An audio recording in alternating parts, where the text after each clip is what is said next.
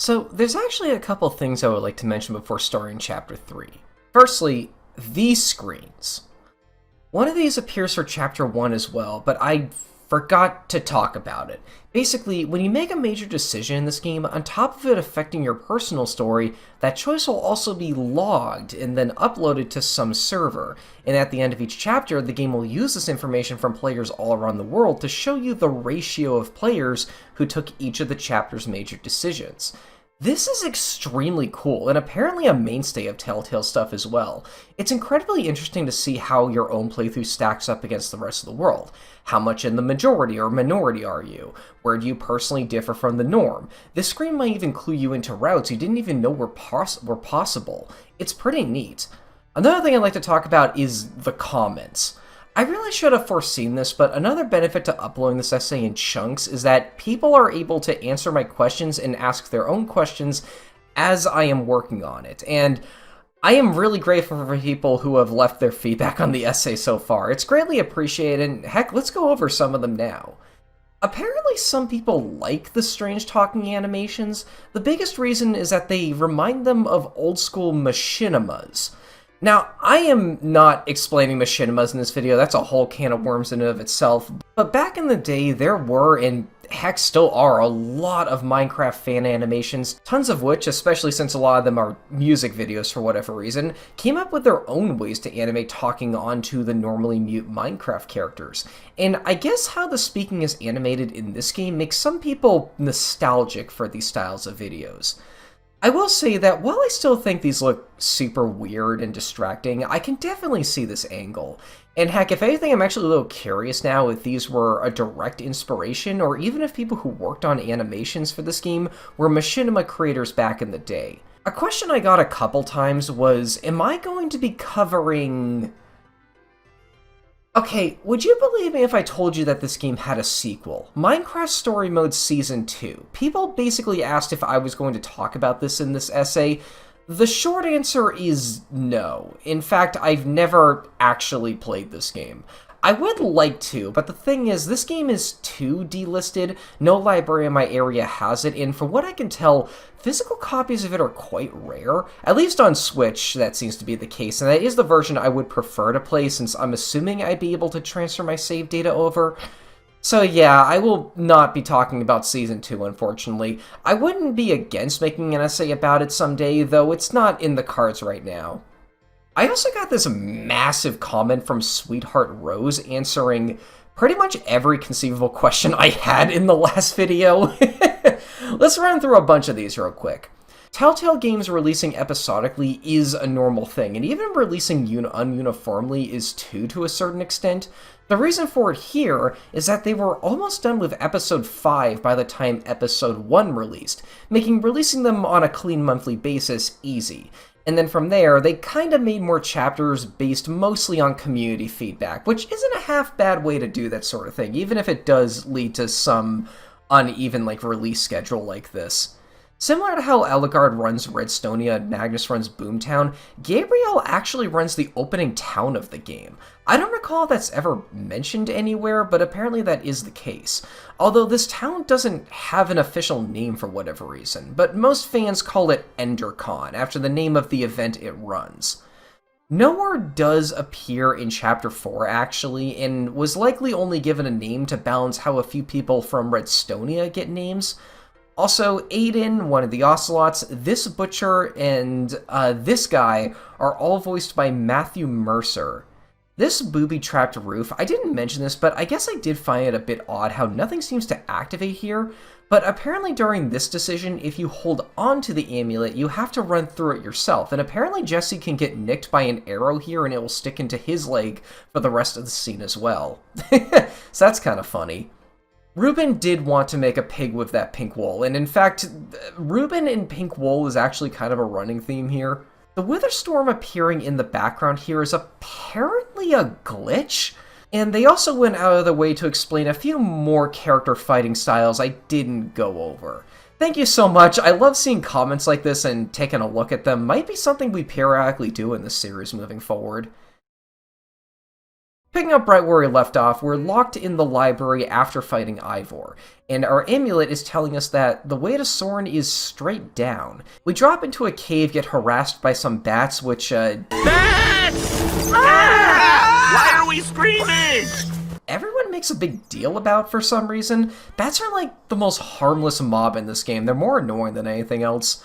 When we reach the end of this cave, we realize that it's not a cave at all, and that it drops off into a giant chasm full of other cave exits that drop off into a giant crusher trap. It's here that Olivia suddenly realizes what this is. A mob farm. This is a grinder! Or a grinder, as she calls it. I've never heard someone call it a grinder prior to this game, actually. I thought mob farm was the term for this kind of thing. I don't know, maybe it's called a grinder here just because it sounds more threatening. Also, this is another example of terminology you typically only see in the fandom. Mob farms are basically structures you can make that will automatically kill monsters and collect their drops for you. So Soren's into mob farming. That's kind of interesting.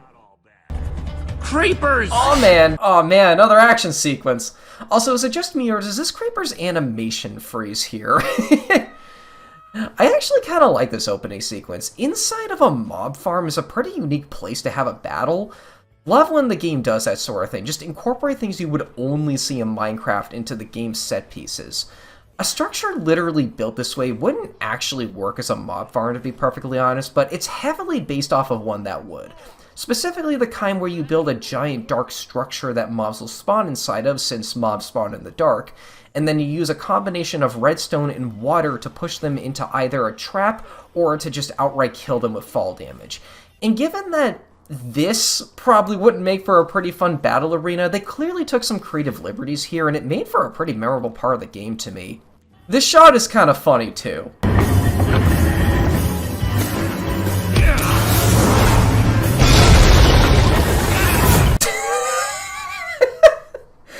You know, I think I did that reaction command in Kingdom Hearts 2 at some point. Eventually we get washed into the Grinder's loot room and... Wait a minute, that thing kills slimes? We didn't see any slimes in there. Now that I think about it, I don't think we see slimes at all in this game, despite seeing slime balls multiple times and even using one for a puzzle earlier. Huh, weird. That's kind of sad, actually. I really like the slime enemies. They're just goofy and funny, and the slime balls are, like, extremely useful for, like, redstone stuff. Hey, speaking of the Grinder's loot, why is there a diamond down here? There isn't a mob in the game that drops diamonds. Eventually, some monsters drop down to the chasm and chase us into an ender portal. Jump! Oh! Oh, that's freaky how it just cuts the music and everything. I kind of like how the entry from the portal is just sudden as well. Everyone just kind of no-clips into the end like it's the frickin' backrooms or something, I guess, which actually isn't too different from how it happens in the game. Chapter 3 is all about the end, an endless dimension of desolate floating islands inhabited by Endermen. It is also the homeworld of the final boss, but if you remember the lore dump from the beginning, that thing is already dead, so this place is even more desolate than usual. I quite like the end, how it's portrayed in this game. Something about this place has always felt very liminal to me. I did mention backrooms like a second ago, you know, if that makes sense. Heck, now that I think about it, the end just kind of does feel like some kind of backrooms level, and I, for one, am always up for backrooms lore, and story mode really leans into the horror of this place. Stuff like that doesn't work in the Nether. Probably not the end, either. Oh, that is interesting that they reference that mechanic. Whenever you bring a compass into the Nether or the end, all it will ever do is swing around and be generally unhelpful. It never crossed my mind, but I guess the amulet would count as some sort of compass, so... yeah, let's say that checks out. I mean, it's an item original to this game, so I guess they can make up the lore whenever they want. And I kind of like that they, like, incorporate it into the lore you know of a different item, or, like, a mechanic you know of a different item. Face it, Jesse. We might never find this guy. There he is. Well, fine then. I guess he's just right there. We follow him up this massive staircase and find ourselves in... oh. Oh, this is surreal, kind of creepy, yet kind of beautiful at the same time. It kind of reminds me of that wool level from Psychonauts 2. The implication here is that Soren has gone between just the underground and the end for so long that he misses the overworld, and built this to try and at least replicate it in some kind of way and not go crazy, I guess. Oh, cool, you can pet the pig in Minecraft story mode. Again with him in pink wool. At this point, we gotta walk around, exhaust everyone's dialogue, and solve this minor puzzle that will give us access further into this place. Well, I say it's a puzzle, but it's literally just walk around, find 3 switches, and hit a button. Further in, we get some more normal-looking rooms. It kind of looks like a big dining hall, to be perfectly honest, and then we get to this big study of a jukebox playing message logs in the corner. Looking around, we find an Enderman costume that we put on, and theorize that Soren must be trying to train the Enderman to build something. Also, speaking of the jukebox, you can actually play a lot of Soren's records here, but XCage doesn't. There's some interesting lore in here, actually. We head outside thinking that's where he must be and start trying to get his attention. The best way to do so would probably be to actually build the thing he wants to see the Enderman build. This part here actually creeped me out quite a bit. So, Endermen can pick up blocks and place them down. It's something you don't see very often, but it's a mechanic they can very much do. Here, Jesse needs a clay block to actually build the structure, and this Enderman is holding said block, and shows no signs of wanting to put it down. This presents a dilemma. In the main game, once an Enderman picks up a block, there's no real way to get it to drop it manually without killing it or just waiting for it to put it down. And well, we clearly can't do that since they're super dangerous here. Jesse then gets the idea to just try and take it from him. This is way more tense than it has any right to be. It's something you can't actually do in the game involving a very dangerous monster, and it left me guessing what exactly it would do. Turns out it makes the Endermen start to freak out, but it doesn't anger them, which is definitely a positive. Although it does make the rest of this area incredibly tense. Upon completing the structure, we get bonked and wake up back in the study. There he is, voiced by John Hodgman, who's kind of an everyman. He's done writing, comedy, acting, and voice work for both live action and cartoons. How I definitely put it is that his Wikipedia is longer than his IMDb, if that makes sense. Although from what I can tell, this is his only video game performance. I don't know why, but his voice sounds oddly familiar to me. I feel like I have heard him something before, but just can't put my finger on it or find it on the IMDb. I've always known they needed me, but I was never sure if they wanted me. It's lonely down here without your friends. I kind of feel bad for this guy, to be perfectly honest. He's lonely in the end and just wants to be friends with people again. He starts singing for some reason, Jesse's animations break and everyone runs in, and the Endermen start invading Soren's home. They've never been inside before. You've altered their behavior. Okay, let's go.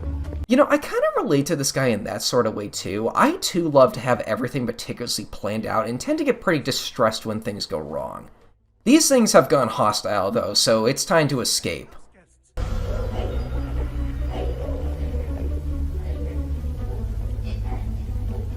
Phew. Try not to die. Remember that detail about Enderman earlier where I said that they hated water? We have to use that to our advantage here by breaking the base of these fountains so they overflow. We're gonna die. What a dick, what was that about? Who's gonna die? When we reach the replica room again, it's swarming with Endermen, so we flip a switch that begins to flood the room. So much so that we gotta swim to the exit. And then we... Oh, okay, I guess we can just use our imagination for how they got out of the rest of the way. Also, how much water was in that trap? Jesus Christ. The monsters are still here, however, although Soren tells us to throw a switch that creates a bunch of golems to take them out for us. Pretty cathartic to see. God, can you imagine if you could do that with actual golems? Oh yeah, speaking of golems, here's how that soap from earlier is looking. Yeah, he's gonna be out by the time I'm done with this video essay at this rate. Soren grabs the F-bomb, or I guess it's not the F-bomb quite yet, it's instead something called the Super TNT, that we combine with normal gunpowder to make the F-bomb, of which Jesse grabs. Oh dear. Oh, I was afraid of this. With the end underwater, the Enderman... Wait, the entire end is underwater? Wait, how much water was in that trap? What? We head outside and... Oh, hey, there they are. Wait, what are they doing out here? Well, it's convenient because the Witherstorm is also right outside, and, it's gotten bigger. Remember, once the Formidabomb is crafted, it'll explode in a matter of seconds.